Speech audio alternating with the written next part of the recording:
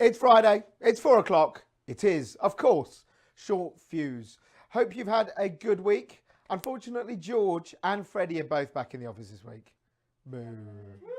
Okay, well, George went and decided that actually he was going to take Monday and Tuesday off, which is useful because his hangovers normally last at least 4 days. And Freddie was busy. Did you find ginger cows up in Scotland, Freddie? You did, didn't you? Highland cows, Yeah, Highland cows, they're ginger. So there you go. And we also found out that Freddie is actually a Neanderthal. Good stuff. Yeah? Cool. Genetics. It's all about that. Have a read. Shut up, George. Also, a big shout out to Bas Landstrop, who basically flew in specially, did a great exclusive interview. We'll have a clip of that later. He'll be speaking at our Energy Live Future Conference. Hello to Kevin Corcoran. He told me to say hello at the beginning of the show because he was feeling a bit lonely this week. Wait to hear from you later, Kev. Right, moving on. Let's talk to our audience about the story of the week. And it's this one, all about blockchain. Now, you probably have heard of this word blockchain. Most people in energy probably know about it. If you're not from the energy world, it's basically a way, it's the basis of Bitcoin and these cryptocurrencies. It's a way that sort of lots of computers can trade and track movements across. Frankly, I don't really understand it myself. But anyway, more importantly, the EU has said that blockchain is going to become such an important technology that they've launched a new body to explore its use. So this is the Blockchain Observatory and Forum. And what it'll do, it will look at how blockchain will be used in areas such as energy, finance, travel. The idea is that we're able to do things much quicker. Transactions will happen much quicker, and you'll be able to trade peer-to-peer, and also you'll be able to track what happens.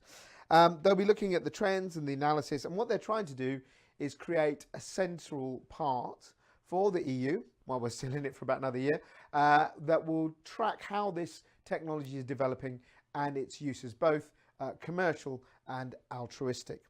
I think this is a really interesting story this week, simply because it shows you that even a bunch of dinosaurs like the EU can see this technology could be fundamentally changing the way that we do things.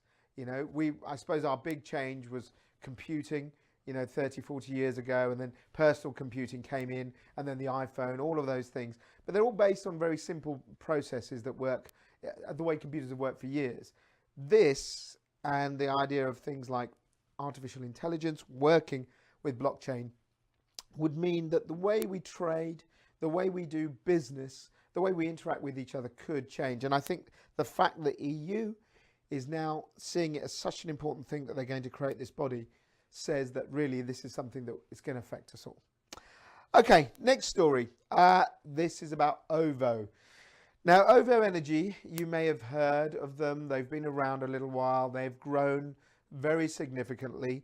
And they probably started off being a real kind of, challenger to the big six. Although some would say they're now part of the, big 7 or 8, whatever you want to call it. Ovo are being investigated by Ofgem. And why? Because they're looking into the way that Ovo has been conducting its consumption figures, and to see whether that's been accurate or not. Now, that really is a big deal, because obviously we all get charged based on our consumption. And one of the other things that happens is that many people, myself included, sometimes you get an estimated bill. Now, if those estimations are built on the wrong data, then obviously you're getting ripped off. So at present, let me say that there's no proof that Ovo has breached any of this, but there is a concern from Ofgem, and they're looking at it. And if they're found to have done something, then their whole licensing will become called into question.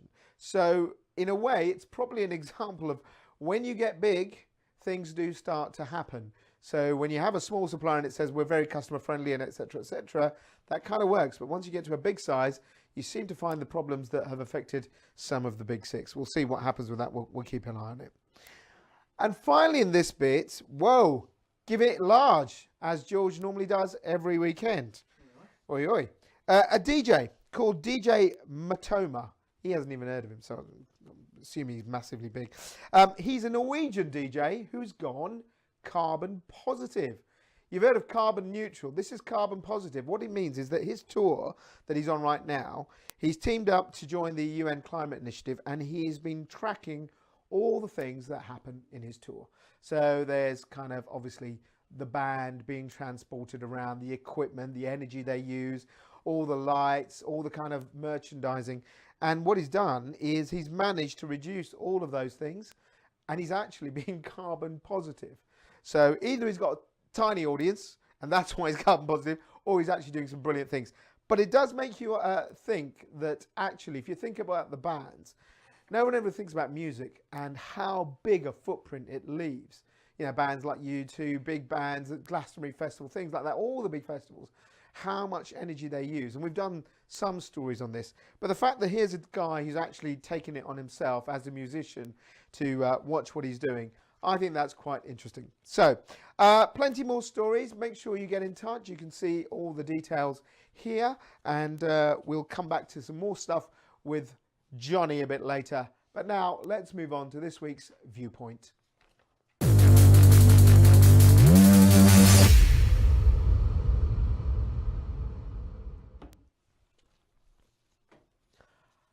Aeon. That's what this week's Viewpoint is about. And this is a great story. I think it's a really interesting story, actually.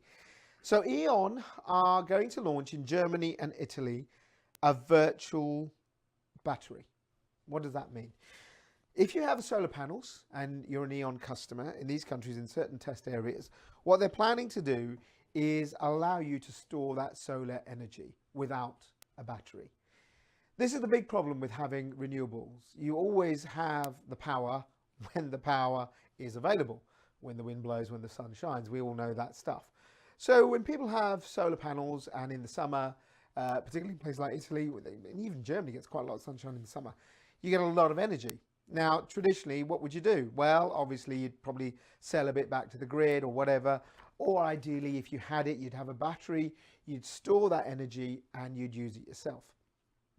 I think most people who go and invest in solar panels are looking to be self-sufficient, to be able to actually, you know, that would be the great thing, just power my own house. Well, Aeon have caught on to this, and what they're saying is that if you're their customer, you can store the energy you make in excess. So in the summer, you use the energy from the solar panel that's running your house. You've got loads left over, right? Well, what can you do? You actually give it to Aeon. You sort of sell it to Aeon. What they do is they put it into an account, a virtual account, where they keep that energy. Now, obviously, they're not. I mean, the real truth is that energy is dissipated everywhere. But what they're saying is they'll keep that energy, and say you've produced, I don't know, 2 megawatts of excess power, right?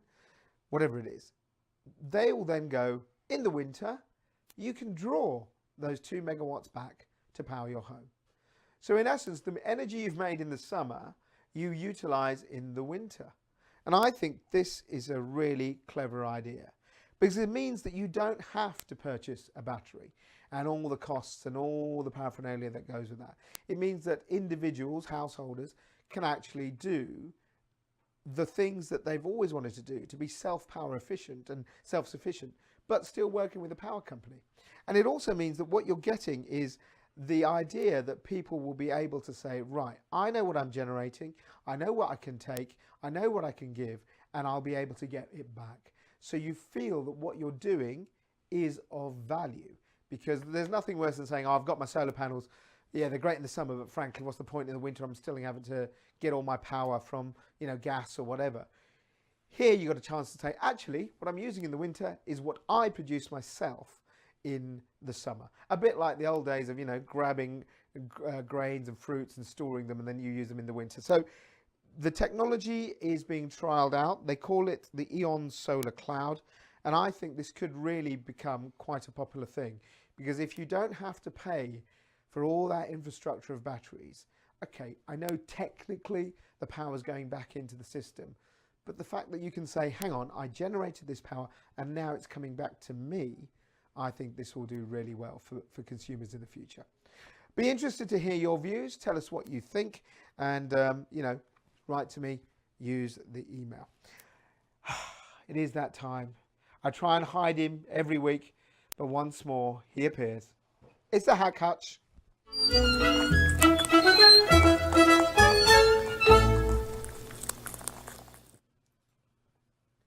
Hello. Hello. How's it Looking going? slightly smarter this week. I'm always looking smart. Your dad You will be know proud me. of that. Really nice. What have you been up to? Well, what have I been up to? Writing stories as usual. Loving it. You know all your fun's over next week because Pre's back in the office. Yeah. Yeah. Get my leash Pre, back on. we need you controlling him again because he's been frankly bothering Alex, hasn't he, Alex? Yeah. There you go. Very much so. See, instead of doing his journalism, but you have done a little bit of journalism this week. A little bit, yeah. Tell me something about it. So you'll probably remember, everyone will probably remember Theresa May's. Who's she? Yeah, I don't know, some Okay. woman that does something in our government. Yes. She recently announced a 25-year environmental plan. Uh-huh. So that was outlining, how we can increase renewables, how we can get rid of plastics, become more energy The big efficient. story about plastics. Yeah. Yeah, and the Environmental Audit Committee, so that story was a while ago, but the Environmental Audit Committee have now said that they're launching an inquiry into that report to exactly, to find out how they're going to achieve these various steps and goals that they've laid out and see whether it's actually feasible. So the audit committee, basically, if you don't know, they sit over government and they look at things. Any audit committee looks at what policies are and whether they're worth it financially. What are they saying about these plans? Because they're looking at quite a long time frame, aren't they? Yeah. Well, it's just really the overall ambition of approach of the whole plans in general. They're going to see if it can be achieved, because obviously it's going to take a lot of money to decarbonise.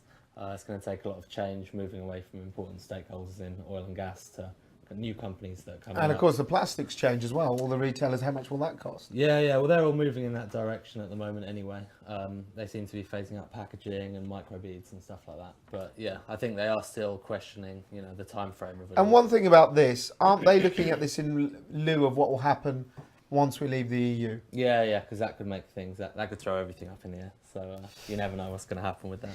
Okay, next one, which I didn't want you to run, but you were desperate to run this story. I was, because I really someone needs to speak up for these poor monkeys. Oh God, go on then. Because Volkswagen's in trouble again, and Not just them. Daimler and BMW are also in trouble. Yes. Because they funded basically tests, I think in 2014, where there was a Volkswagen Beetle running in a lab, and the diesel fumes were going into a cage of monkeys, and then they did tests to see how that affected their health. But the monkeys did get to watch cartoons while it happened, so it's not all bad news. So the monkeys were breathing in the fumes. Yep. Okay. I And don't know if they were directly hooked up or whether no, it was, okay, right, in and they were running the cars. Okay, now you could say this is really bad. Yeah, but they do need to know what the fumes Well, do to us. I mean, hey, as a scientist, I know there's a lot of people, and I get it. We shouldn't do tests on animals for a lot of things, but how do you prove the sort of dangers from fumes to humans if you don't? Shut up, George. Do it on kids. They did actually test them on humans as well. They tested it on humans. 25 healthy humans, but I think they got a lesser dose. I and they think didn't George cut- took a massive dose of that. They didn't Shut cut up. their lungs out after either. So. Okay, all right, enough of that. But anyway, so they've been in trouble. What have they said? What have Volkswagen said? Yes.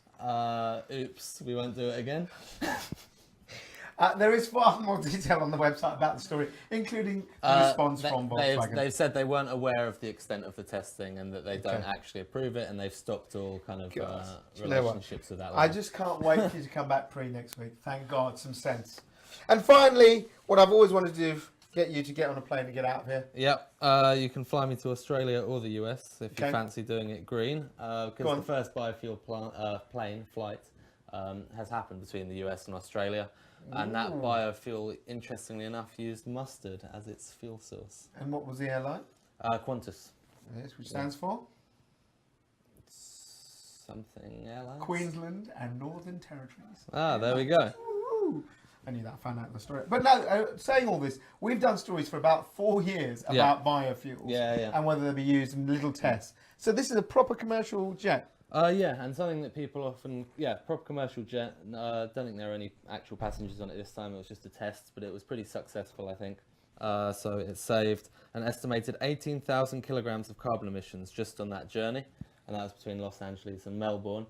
And actually, a lot of people have criticised biofuels because they say if you grow biofuels, then you're not growing feeding. wheat, and it's often in developing countries. So then the people in the village can't eat the food because they're growing the biofuel. But these mustard seeds actually barely use any water, barely take up any space, and they can be grown on infertile land. So they kind of defeat the questions that a lot of people Okay. raise. Is this just a test, or is this something that they will actually create a service? What's their plans? It was the pilot test, I think, and I'm sure they'll refine it somehow. But Refine it, get it, mate. Good one. but they will be planning on turning it into a full-on commercial enterprise, I would imagine. Okay. If anyone wants to get in touch with you, and I suggest they don't. You might as well wait till Pre's back now. But yeah, stories@energylivenews.com. If you have any good stories for us or you want to give us any input, then that's where to get hold of us. Okay. Thank you, Jonathan. Thank you. Look after yourself. I will. Be careful You too. out there. Right. Okay. Right. What I want to go on to now is what I trailed at the top of the show. So, obviously, we've got a lot of events coming up, and they're coming up thick and fast. And I'll give you some diary dates at the end of this section. But on Monday, I met up with Bas Lansdorp. Now, he is the CEO of Mars One, and we're delighted to say that he will be our headline speaker at Energy Live Future. Now, Bas has basically made his money in the renewable energy field, and he has had an obsession, as he said, from many years ago, about going to Mars. And Mars One, you can check out the website, is really about permanent human colonization of Mars. So not the thing that Elon Musk is doing, which is the transport system, the rocket that comes back and forth. He's talking about taking people, initially 12 people, who will go off and they will basically colonize Mars and they won't come back. So I caught up with him earlier this week and I asked him, what was the point? What was the relevance of going to Mars and what it means for us? And this is what he said. We're not going to Mars for Mars. We're going to Mars for a better planet Earth. And I think that showing people that the second best place in the solar system, which is Mars, is a dry desert planet, it will make them more aware about how special our Earth is.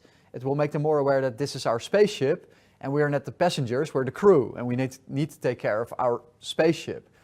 So I think that that Mars can really be a big contribution in that. I think it will inspire people, it will inspire kids to want to be scientists and engineers and astronauts. I think it will inspire adults to start companies, to file new patents, to pursue further education, because if we can go to Mars, anything is possible, right? We're not going to Mars for Mars. Interesting, really interesting. We go to Mars for the Earth. And, you know, it was a fascinating half-hour conversation, and you'll be able to see that later on the website.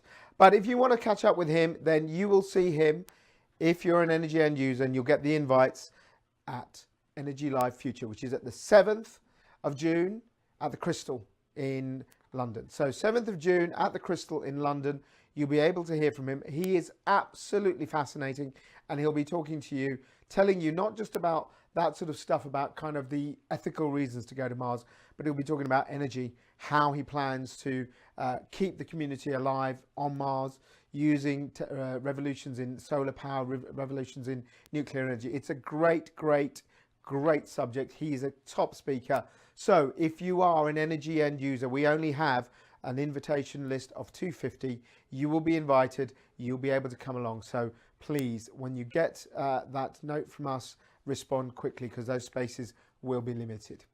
Talking about diaries, let me go through what else is happening, and starting very quickly with our consultants conference, which is in March, and that's taking place at the Etihad. Good news, the phone's ringing, that means we're busy. Obviously, I said 7th of June is for Energy Live Future. And then we have Telca, obviously, our big Brokers Awards at the end of June. So plenty going on. Make sure you get involved. If you are involved in any side of those things, where you're a broker, obviously end user, make sure you register for these events, because they're coming thick and fast. Right, just before we go, any shout outs, Freddie? No shout outs, no messages? No, I thought there was, I thought Kevin Corcoran had said to me that he was going to, was he lying? Corcoran, you git. To be honest, he hasn't done any work for years anyway, so I wouldn't have thought they'd actually hit the keyboards. Right, and finally, before I go, the Great British Cuppa. Oi, oi. So, we all love a cuppa, particularly in this office. And tea bags, I didn't know this, but George actually knew this because he is really good on chemicals, aren't you, George? The tea bag, the normal tea bag, has got polypropylene in it, bit of plastic. Your mum's not watching, don't worry. And these basically they're plastics that get into landfill. So Co-op is now teaming up, quiet boys, with Typhoo, and they're going to make a completely biodegradable tea bag, which is great, especially as they sell 367 million of them a year. So there you go. A whole new, I could say something really bad, but I won't say that. A whole new way of drinking tea. How's that? Jeff got that one, but we'll leave that there. We'll see you next week. Have a really good weekend. All the best. Take care. Bye-bye.